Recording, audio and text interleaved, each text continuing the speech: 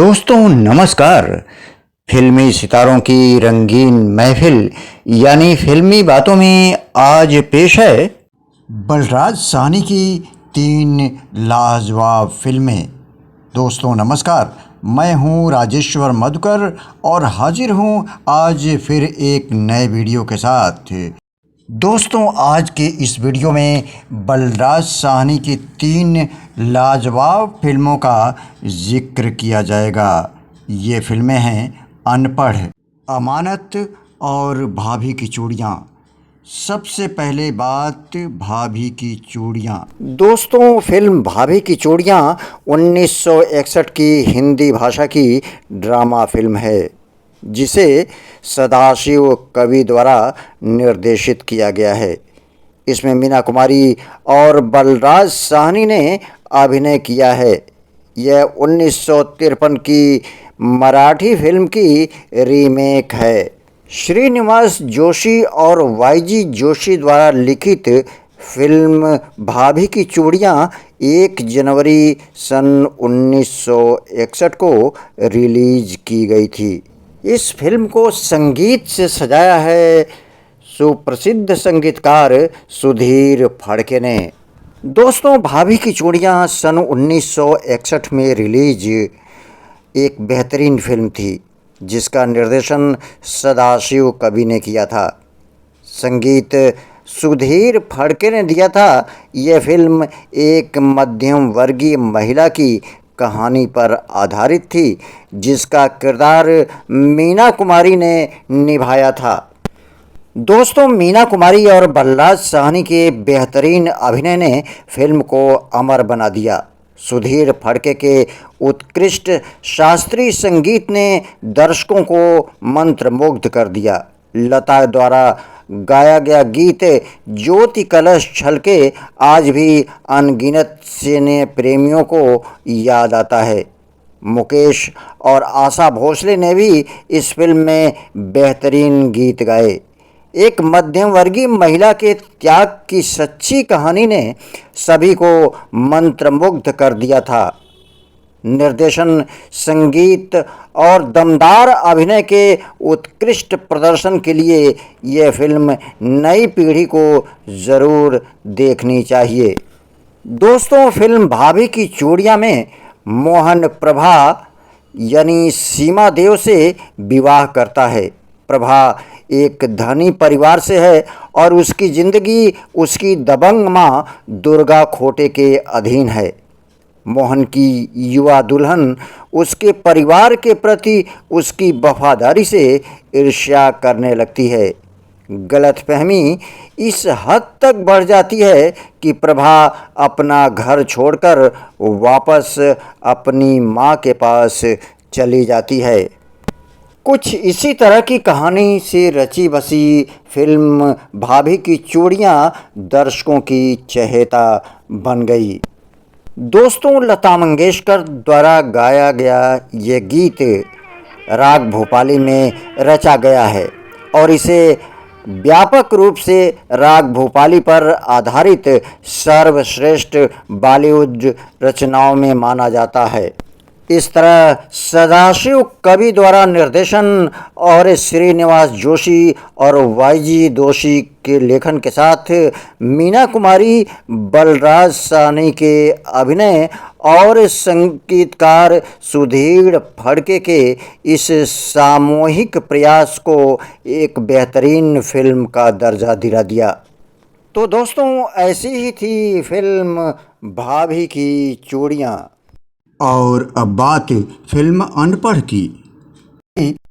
दोस्तों फिल्म अनपढ़ अपने समय से बहुत आगे की फिल्म है।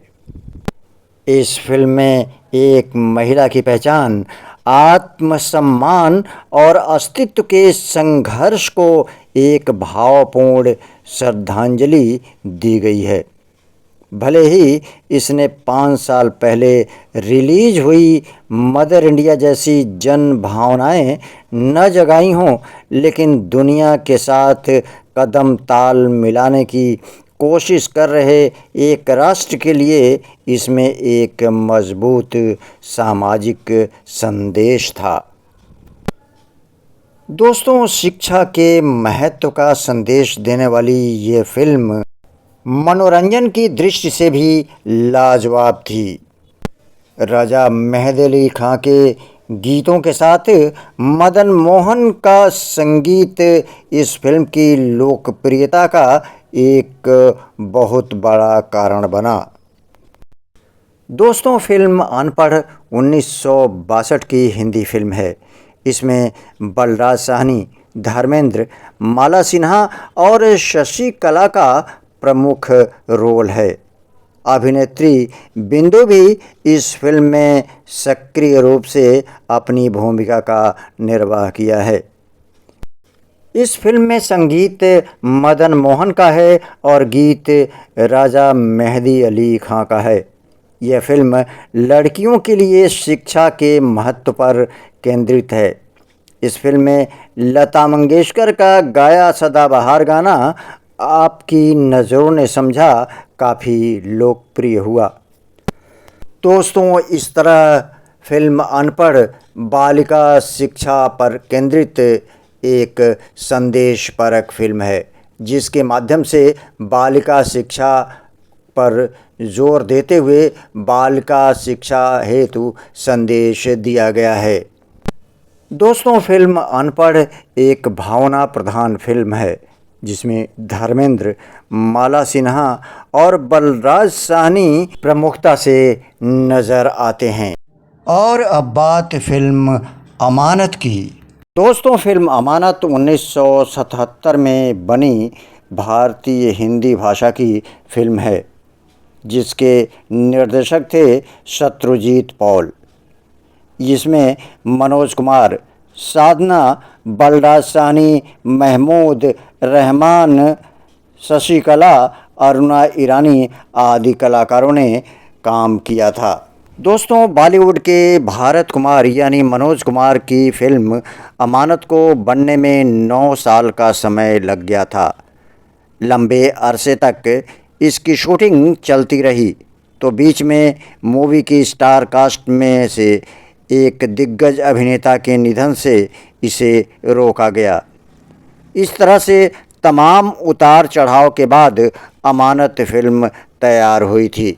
दोस्तों, कछुए की चाल की तरह किस्तों में मनोज कुमार स्टारर फिल्म अमानत की शूटिंग पूरी हो पाई थी।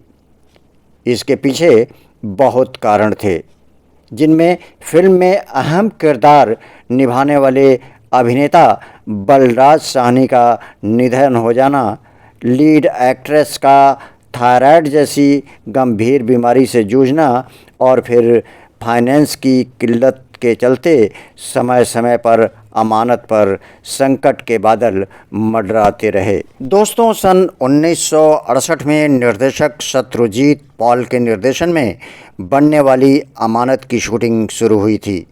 सब कुछ प्लान के मुताबिक चल रहा था। इस बीच फिल्म में सुचित्रा का किरदार निभाने वाली लीड एक्ट्रेस साधना शिवदासानी को थायराइड की गंभीर बीमारी हो गई और इसके इलाज के लिए वो अमेरिका चली गईं। 70 के दशक में जाकर अमानत की शूटिंग को पूरा कर लिया गया, लेकिन इसके बाद मेकर्स की चिंता अभिनेता बलराज साहनी के निधन से और बढ़ गई। 1973 में उनके देहांत के कारण अमानत की रिलीज़ को टाल दिया गया। बलराज साहनी की मौत और साधना की बीमारी के बाद अमानत के निर्माताओं को सबसे बड़ी मार फाइनेंस की समस्या से झेलनी पड़ी थी। हालांकि 1975 में शत्रुजीत पॉल ने किसी और फाइनेंसर की तलाश कर ली थी।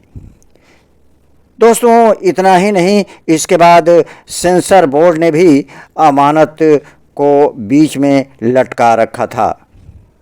बताया जाता है कि 1975 में इस फिल्म को सेंसर बोर्ड में पास होने के लिए भेजा गया था, लेकिन इस काम में 2 साल लंबा समय लग गया था और बाद में 1977 में आकर अमानत को रिलीज़ किया गया। दोस्तों, अमानत एक ऐसी फिल्म थी जिसकी रुकावटों ने हमेशा ही पीछा किया। इतने उतार चढ़ाव के बाद काफ़ी समय तक अमानत कोर्ट में भी फंसी रही, क्योंकि मेकर्स ने इस मूवी के जिस फाइनेंसर के साथ समझौता किया था वो टूट गया था और मामला कोर्ट में जा पहुंचा था। ऐसे में कानूनी लड़ाई में फिल्म के निर्माताओं का काफ़ी वक्त चला गया। इतना ही नहीं, मनोज कुमार, बलराज साहनी और साधना के अलावा इस मूवी में दिग्गज कॉमेडियन महमूद भी अहम भूमिका में मौजूद थे।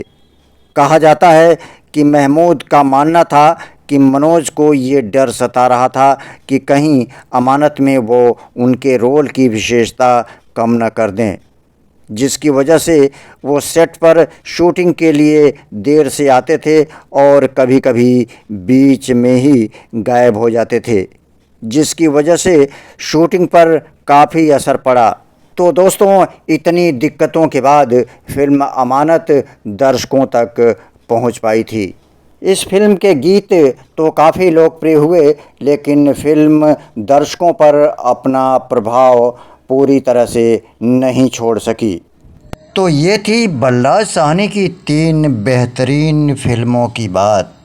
दोस्तों, राजेश्वर इंटरटेनमेंट के द्वारा इसी चैनल पर संजीव कुमार, हेमा मालिनी, धर्मेंद्र, जीनत अमान, गोविंदा, राजेंद्र कुमार, जितेंद्र, देवानंद और राजकुमार के फिल्मी योगदान पर आधारित सीरीज़ मौजूद है, जिसे आप देख सकते हैं। दोस्तों, आज की ये प्रस्तुति आपको कैसी लगी हमें कमेंट करके ज़रूर बताइए। तो अब आज्ञा दीजिए अपने दोस्त राजेश्वर मधुकर को। हम मिलते हैं फिर किसी नए वीडियो के साथ। आप अपना ख्याल रखिए और देखते रहिए राजेश्वर इंटरटेनमेंट।